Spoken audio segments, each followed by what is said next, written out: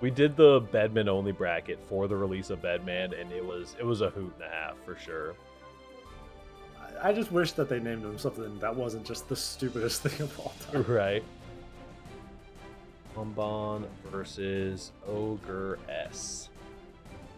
There we go. The Horde has been unleashed. I apologize again for the delay on that.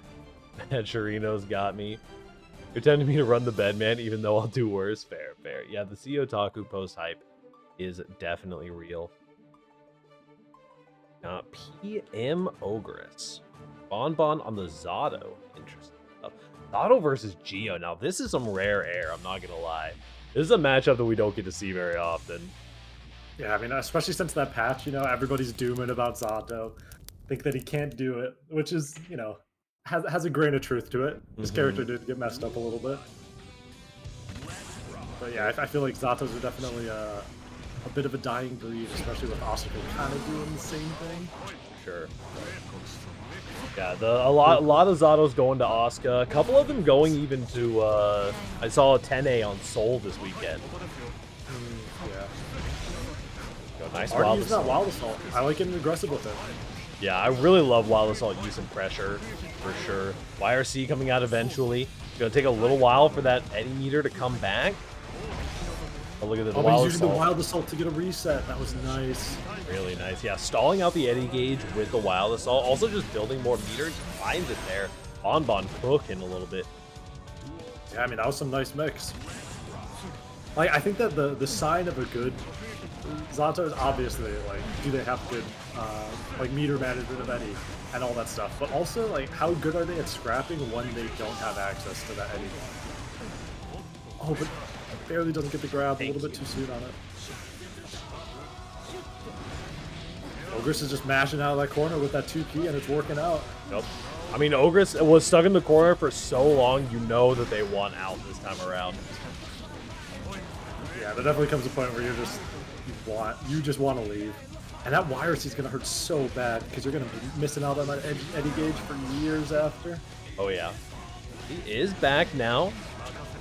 Definitely seeing some of the effects of that reduced Eddie gauge. Eddie's spending a lot less time on the screen overall, but BonBon seems unfazed by it so far. Not too bad. Going up 1-0. A real quick 1-0. Just 2 rounds, clap off your hands, get the dust off them, and go back in. Yeah, yeah. I mean, Zato's a character that, like, especially after in this season, like, you were already probably having a hard time finding really, really good Zatos to grind out the matchup with, and now in this new season, you have even fewer of them kind of floating around. Definitely going to see if Ogeress can find some more out of the adaptation. We saw a lot more mashing last time, but Zato's one of those characters that can adapt to mashing and just incorporate some frame traps at will. Yeah, I don't like Ogeress. Once you get rid of that Eddie gauge, I think you definitely have to go a little bit more on the offensive. But getting a pretty big opening here, let's see what can happen from it. Yeah. And as plenty of people have been seeing this weekend and this patch in general, Geo does so much damage once you can get started. Geo's on that May damage right now. Yeah.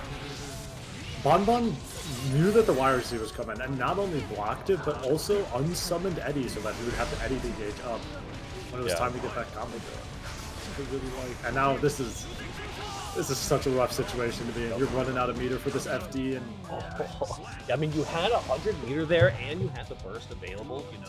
Lots of options to kind of keep the pressure going until Eddie came back. You didn't have Eddie, but like at that point, who really cares? You got 100 meter and anything you want to do in the world. Yeah, all right. Eddie gauge is down, but pressure's still going. Nice bait on the deflect shield. I mean, people are so used to dealing with the Zato corner pressure with Eddie. Now they're having to deal with some of the Zato corner pressure that's just based on normals. Like, you're not quite loving it. Just go straight back into the Eddie pressure. You've got to spend the FD here. You might not have enough FD to not get chipped out. You don't. I know, just quick perfect. There was nothing that they could have done. They just had to. They held FD for as long as they possibly could, but still was not enough. That's actually wild. Like, seeing a chip out perfect like that's when you know the Zato player is playing a little bit out of their minds. I know, this Zato's going crazy. This is some good play from this person. Up. Ogeress gonna have to find some new options here. And like you were saying, I think a little bit more aggression when the Eddie gauge is down because we're in the neutral situations. You know, you do still have to contest some of Zato's pretty decent buttons. Really good 6P, lots of good jabs. The JPs are always terrifying. Oh, here we go, though. This is Ogeress' opportunity. We're in the corner. Full stagger pressure. Oh, but isn't able to get a super wall break. Just barely didn't have enough meter. Pull the 2S off the route start. All right, let's see. Nice YRC gets rid of the Eddie gauge. Trying to shimmy around these 2S's, but ends up just mashing out. Trying to use the deflect shield. Oh, gets a big counter. Might find the conversion. Eddie gauge is almost back. This is where we need to see that aggression. There's the PRC. And BonBon almost just fainting that they have the Eddie gauge available. YRC. The YRC whiffs. That's so unfortunate. Still a hit away. You just need to get one. And sometimes you just gotta mash it out. Let's go. Well, FD into the 6P option select. Not too bad for you. Especially in those last hits. Nice, kills off Eddie there. Let's see if anything good can come from it.